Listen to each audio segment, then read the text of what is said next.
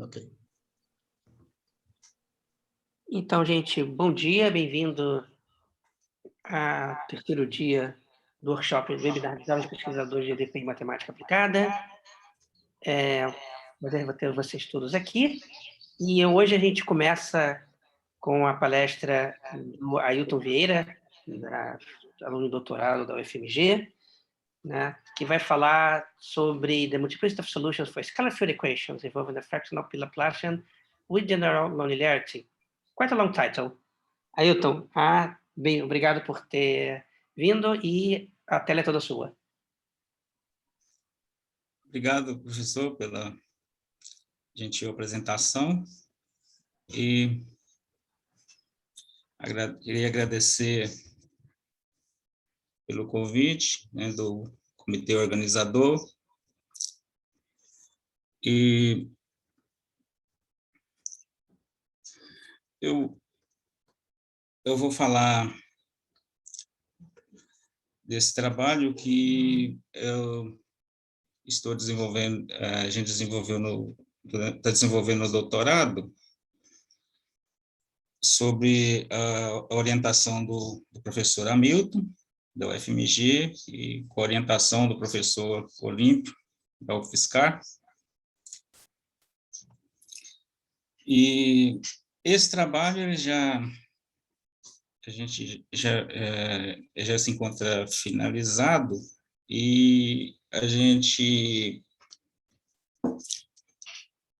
submeteu para o jornal, está aguardando revisão, está em revisão. Então, eu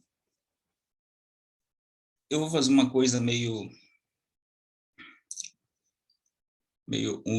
não usual aqui, que é, eu estava fazendo os slides e estava ficando muito carregado os slides. Então, eu não consegui pensar numa maneira melhor de fazer isso, aí eu vou conversar com vocês sobre esse trabalho diretamente no arquivo do artigo. Vai ficar um pouco desconfortável, peço desculpa, eu não consegui pensar numa maneira melhor. Então, aqui a gente vai falar só da parte da multiplicidade. Tem também ground state, mas eu vou falar da parte da multiplicidade. Então, o nosso problema é esse daqui, né, que é o Laplaciano fracionário, com a não linearidade G em Rn, com o S usual, né, o S de 0 e 1, P maior ou igual a 2, finito, SP menor ou igual a N, Cn natural maior ou igual a 2. Então, a ideia, sim, uma coisa que esse tipo de operador aparece em diversas aplicações, né?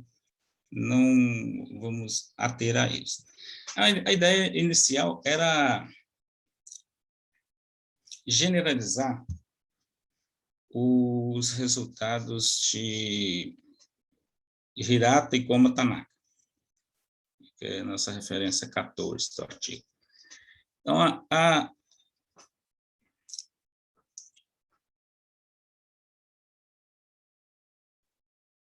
eles estudam o Laplaciano, né, o problema com o Laplaciano, a não linearidade nas condições de Beresty-Lyons, para n maior ou igual a 3, e depois e também para o n igual a 2. Então, para o n maior ou igual a 3, eles consideram nessa G um crescimento subcrítico, para n maior ou igual a 3, subcrítico polinomial, e para n igual a 2, um crescimento subcrítico exponencial.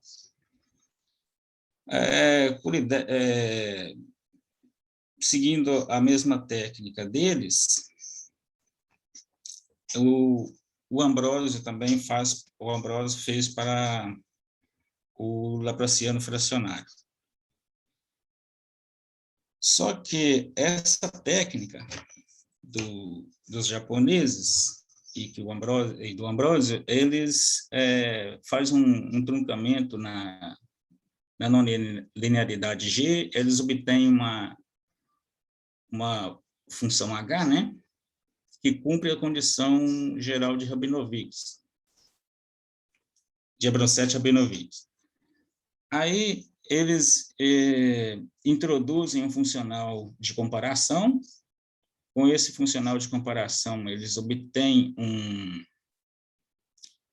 uma sequência de valores minimax para o funcional de energia, e depois, com o auxílio com a ajuda de um funcional auxiliar e usando a identidade de Korolev, e eles mostram que essa sequência de valores minimax, na realidade, é a sequência de valores críticos desse funcional. Então, a ideia inicial da gente era generalizar essa técnica. Porém, para o nosso problema, que é o Laplaciano fracionário, a gente não tem uma prova, ainda não tem uma prova rigorosa. A gente sabe qual que é a identidade de Korolev, né, para esse problema, mas a gente não tem uma prova rigorosa dela. Então, por esse motivo, a gente buscou fugir dessa parte que usasse essa identidade, né, na parte da multiplicidade. Então, a gente conseguiu adaptar ideias de Zhang Chen, né, dos chineses, que consegue, na verdade, consegue mostrar a limitação da sequência PS sem a aplicação dessa identidade. Então, o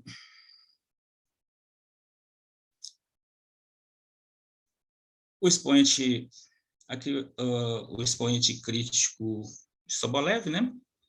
Para SP igual a n, ou maior do que n, a gente assume ele como infinito, então a gente tem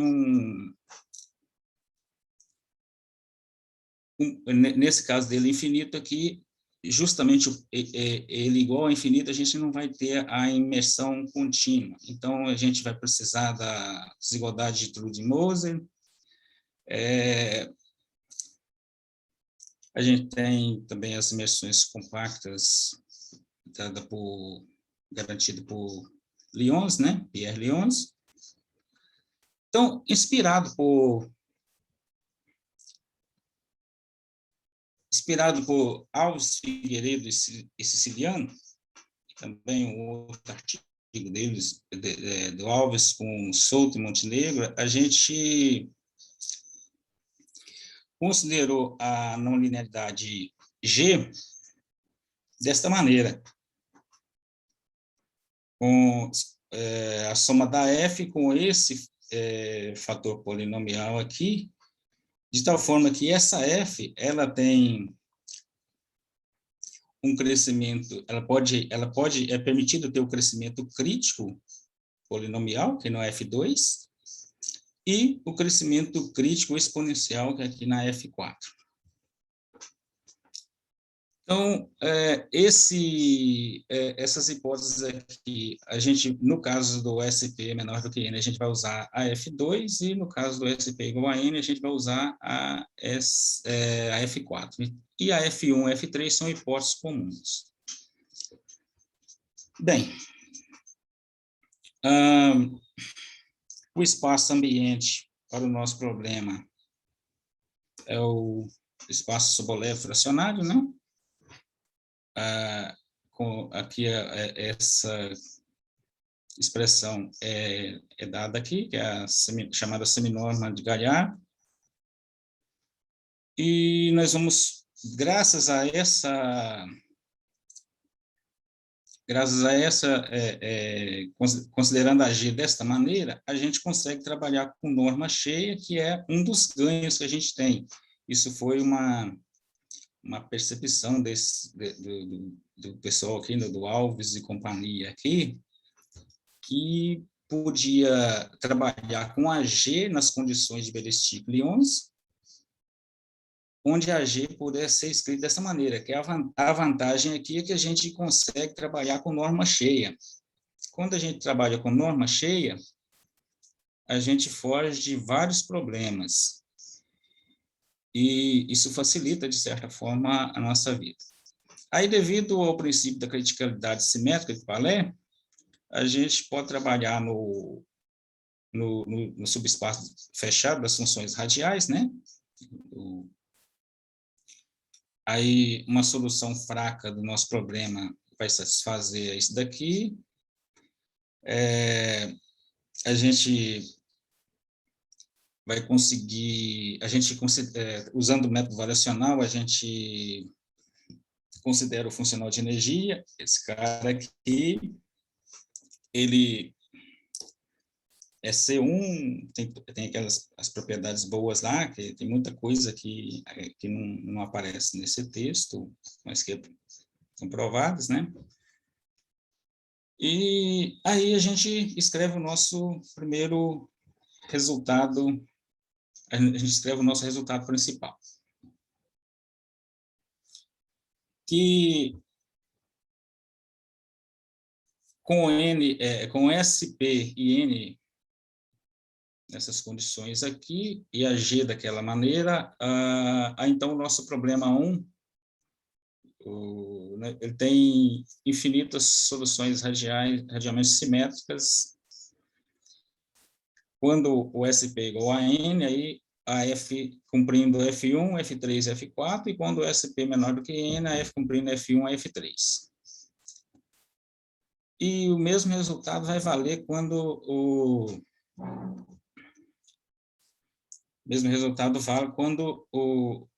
no caso do limite, né? O S igual a 1. E consegue provar esse mesmo resultado. Então, eu vou pular essa partezinha aqui, que é da outra parte que eu não vou falar. Então, aí alguns resultados preliminares. Primeiro aqui, devido a Teozawa, que é a desigualdade de Trudel-Moser no caso do espaço completo do WSP de Sobolev, né? Então, a gente já escreveu ela na roupagem do problema. Repare que aqui aparece a exponencial. Lá na F4 aparece só a exponencial. Quando a gente vai fazer a estimativa no problema, aí aparece só a exponencial também. Então, aliás, aparece a exponencial menos essa exponencial truncada, né? Então, a gente precisa fazer um pequeno ajuste. Aqui é o caso do S igual a 1, que é o caso limite. Aí, a desigualdade é devido a Adachi Tanaka. E essa aqui tem uma norma aqui no denominador, que parece um pouco diferente dessa dali, mas quando essa norma LP do gradiente aqui for finita, a gente consegue escrever essa 3 aqui igual àquela 2 anterior. Então, sim. Aí a gente estava com um certo problema para aplicar imediatamente nos nossos resultados a desigualdade de Trudel-Moser. Aí a gente fez um pequeno ajuste aqui nesse lema, que considerando essa aqui dessa maneira, aí a gente tem que aquele limite lá na F4 vai valer, inclusive, com essa aqui, que é essa diferença da exponencial menos a truncada. E com F3 e F4, a gente consegue que esse limite aqui com a primitiva da F sobre essa aqui, e essa diferença também vai a zero. Então, a provinha tranquila daqui, não vou entrar em detalhes. E com isso, a gente consegue fazer uma estimativa envolvendo essa aqui, que é a diferença da exponencial por aquela truncada da exponencial. Aí, vamos para a prova do nosso teorema. A gente primeiro obtém esse teorema 3.1, que é uma adaptação do teorema 10 de Beristick-Lyons para o nosso espaço. Esse teorema garante uma coisa importante para a gente provar a geometria simétrica do passo da montanha. Então, a geometria simétrica do passo da montanha é dada nesse lema. Então, até aqui, nenhuma novidade, a gente está basicamente seguindo os passos de verificar o teorema 9.12 lá do Paul Rabinovitch, né, do capítulo 9 do Rabinovitch, que é mostrar que satisfaz a geometria e que satisfaz essa condição de dessa troca, essa geometria, satisfaz a geometria em todos os subespaços finitos. Aqui a gente está, de certa forma, particularizando, então depois a gente precisa justificar que essa sequência de valores críticos que a gente vai obter vai para o infinito. É uma conta que está feita à frente também. Então, aqui a gente vai ter que separar em casos, né? Para provar o item 1 da geometria, a gente vai ter que separar em casos. Primeiro, para o SP igual a N, a gente vai usar a desigualdade lá dada, a estimativa dada pela proposição 2.5. Aí a gente vai cair usar aqui uma norma equivalente, a gente vai conseguir escrever desta maneira aqui, né, usando Holder,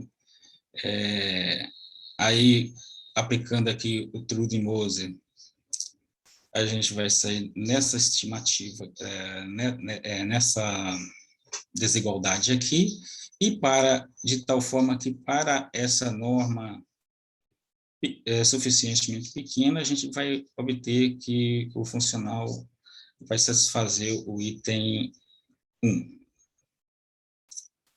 Aí, para o item 2, nesse caso do SP igual a N, a gente... aqui a gente não vai precisar separar em casos, né? Para o item 2, vai sair de maneira direta. Então, a gente considera essa aplicação dessa maneira, que vai da esfera unitária para o espaço ambiente. Aqui não é esse x sobre t é para garantir que esse aqui é para ficar em cima da esfera, né? Isso aqui tem que ficar em cima da esfera, então, de certa forma, a gente não tá alterando a geometria, que não está fazendo não seria uma mudança de variável no rigor da palavra, né? Aí, quando a gente calcula no funcional, aparece essa expressão, e para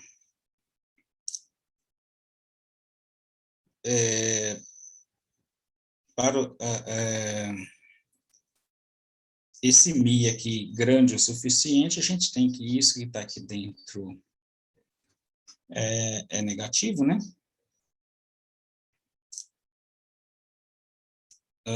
Aí tem um t elevado a n aqui na frente, aqui é um termo constante, então, se isso aqui for negativo, é o coeficiente desse t elevado a n, então, quando o t crescer, isso vai ficar negativo. Então, beleza, a gente vai conseguir. Então, se a gente tomar a gama n igual a essa camarada aqui, vai satisfazer o item 1. Aí, Para o outro item, aí vai valer, né, para o item 2, né, para o caso SP menor do que N, para o item 1, na realidade, a gente tem agora, pelo crescimento crítico exponencial, a gente tem consegue essa estimativa, e aí a gente vai conseguir fazer as mesmas contas, o resto vai ser análise. Aí, a parte que a gente faz a adaptação do Zhang Shen é para provar que a sequência, que uma sequência PS é limitada. Então, por causa de ser uma sequência PS, a gente consegue escrever essas duas expressões aqui. Aí a gente argumenta por contradição. A gente quer provar que ela é limitada. Aí supõe que não seja, então ela só pode ser ilimitada, e aí a gente considera essa V desta forma.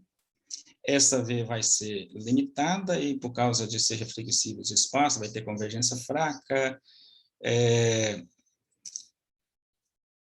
e nós vamos ter, das imersões compactas do Lyons, a gente... as imersões compactas das radiais, né, no LQ, a gente vai ter essa convergência forte, vai ter essa convergência pontual aqui também quase sempre, e de tal forma que a gente tem esse limite V. Esse limite V, ele tem duas possibilidades, ele é zero ou ele é não zero. Aí, primeiro, a gente vai supor que ele é não zero. Se ele é não zero, aí esse conjunto θ grande aqui, ele vai ter medida de Lebesgue positiva, e vai acontecer isso daqui para todo x nesse θ, né? E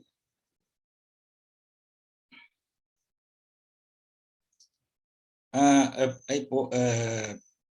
hipótese F3, a gente tem que que a F é maior ou igual a zero para todo J, e a gente pode escrever esse quociente dessa maneira, de tal forma que quando a gente olhar o limite disso daqui, com o J indo para infinito, isso vai para infinito, e aplicando fator, então, o lim_inf, esse lim_inf aqui vai ser infinito. E, por outro lado, nós podemos reescrever aquela expressão lá em cima do limite do funcional calculado na sequência uj igual a C, a gente pode reescrever dessa maneira, fazendo uma continha, e a gente vai obter que esta integral aqui, cujo lim_inf era infinito, ela vai sair limitada, então a gente tem uma contradição. O caso V igual a zero, que é um pouquinho mais delicado, né? Esse caso V igual a zero, aí a gente tem essa expressão, a gente divide por essa quantidade, obtém esta expressão 4. Aqui nessa expressão 4, por um argumento de continuidade, essas duas primeiras parcelas vão a zero, quando o J vai a infinito. Essa daqui, por causa da norma aí para infinito, quando passa o J para infinito, ela vai a zero. Então, passando o limite aqui no 4, isso aqui vai a zero. Essa integral aqui vai a zero. De tal forma que a gente pode escrever isso daqui para toda φ. Aí a gente pode considerar esse TJ, que é... Esse TJ, dessa maneira, vai formar uma família de funcionais limitados, né? E aí, a gente, pelo princípio da limitação uniforme, a gente vai ter isso daqui.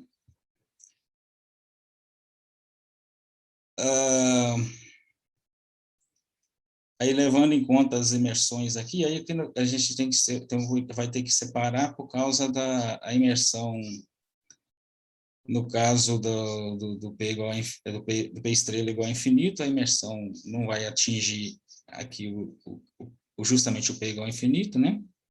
O P estrela, o expoente crítico igual a infinito.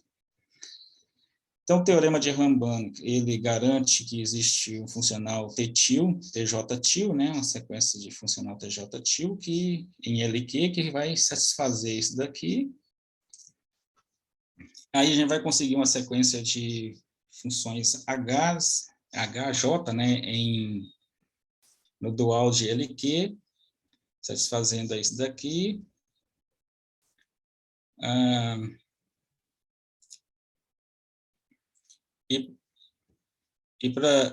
Então, para toda φ em LQ, nós temos esta equação. E aí a gente separa nos casos, né? Se P igual a N, a gente vai ter... Se P igual a N, a gente vai ter... vai aplicar o lema 2.4, vai chegar aqui, por causa dessas propriedades que tem lá do Trude-Mose, a gente vai conseguir que esse quociente está no dual de LQ. Aí, faça conta também para SP menor do que N. Então, de tal forma que, seja como for, essa diferença aqui vai estar no dual de LQ, e aí, portanto, tem ali um loci de Rn, e a gente vai poder conseguir, fazer agora a gente fazendo o φ igual a VJ, que é a nossa sequência auxiliar, né? A gente vai ter essa estimativa daqui, e como ela vai a zero forte no LQ, a gente está supondo que o limite fraco é zero, usando imersão compacta e tudo, né? Então, essa integral com a VJ vai a zero. E aí a gente consegue concluir que a norma da VJ vai a zero quando o J vai a infinito, mas isso é uma contradição com o fato de que a norma da VJ já em qualquer J ela é 1. Então, limite candidato a limite seria 1, né? Então, assim conclui, em qualquer dos casos aqui, a gente conclui que tem uma contradição, então aquela sequência não pode ser ilimitada, a sequência UJ só pode ser limitada. E aí a gente consegue provar também a condição de Palais-Meyer, né? Que qualquer sequência PS tem uma subsequência convergindo fortemente no espaço ambiente. Aqui a gente vai de forma direta. Pelo lema anterior, a gente tem que a sequência é limitada, né? Qualquer sequência PS é limitada. Então, por reflexibilidade, tem limite fraco, imersão compacta tem esse limite forte, a menos de subsequência. Então, de tal forma que essa sequência, a diferença aqui, né, o J menos U, ela é limitada, e como o funcional, a derivada do funcional converge a zero forte no dual, então, essa derivada nessa direção aqui vai a zero. Aí a gente reescreve isso daqui dessa maneira. Aí, esta parte aqui, a gente consegue estimar aplicando Holder, desta maneira. Aí, a parte da integral da f aqui, com esse valor absoluto da sequência, aí a gente vai ter que separar, porque, por um lado, a gente vai usar Holder, Truding, e vai limitar dessa maneira. E, por outro lado, a gente vai usar a condição na hipótese F2 do crescimento exponencial crítico, né? Polinomial. O crescimento polinomial crítico, desculpe. E, seja como for, a gente vai conseguir limitar. E, então, a gente consegue que essa norma aqui, por escrever essa expressão dessa maneira, essa norma vai a zero quando o J for infinito. Então, a gente tem convergência forte a menos de subsequência. Aí, rapidinho aqui, a gente precisa fazer as considerações sobre a sequência de valores, a sequência de valores críticos, né, que ela vai para o infinito. Então, a gente consegue escrever desta maneira, escrevendo dessa maneira, essa família de caminhos que coincidem com aquela Pn, que é lá do lema anterior, lá do lema da geometria. E aí, para provar a parte que essa Bn vai para infinito, então a gente vai argumentar como lá no capítulo 9 do Pohl-Rabinovich, né? A gente vai refinar aquele conjunto gama-n, dessa maneira aqui, onde esse é bordado em CM aqui, a família de subconjuntos fechados, de Rn, tirando a origem, tal que eles são simétricos, e esse gen do conjunto A aqui é o gênero de Krasnoselsk desse conjunto. Aí, aqui segue exatamente as ideias dos japoneses, que faz adaptações lá do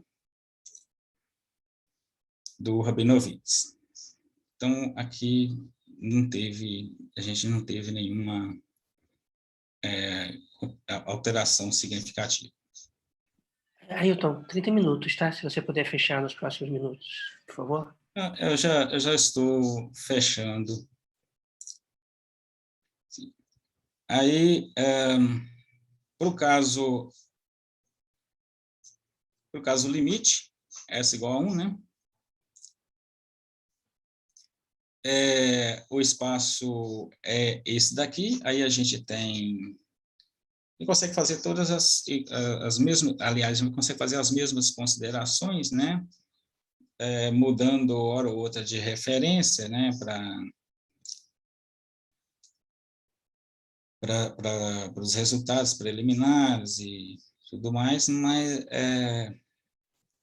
o espaço ambiente é o W1P, né? Então, a gente consegue fazer as mesmas contas. Aí que a parte que eu não vou falar, e aqui as nossas referências, né? A gente usou as ideias que foram valiosas desses caras aqui, né? Do Alves Figueiredo Siciliano, também o Alves com o Souto Montenegro,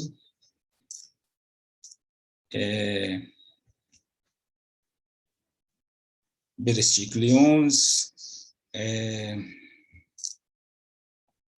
enfim. É o que eu tinha para expor no momento. Agradeço pela atenção e fico à disposição para questionamentos, dúvidas. Ok, Ailton, obrigado aí pela palestra, muito legal o teu trabalho. Abrir para perguntas para os participantes, o áudio está aberto, se alguém quiser fazer alguma pergunta.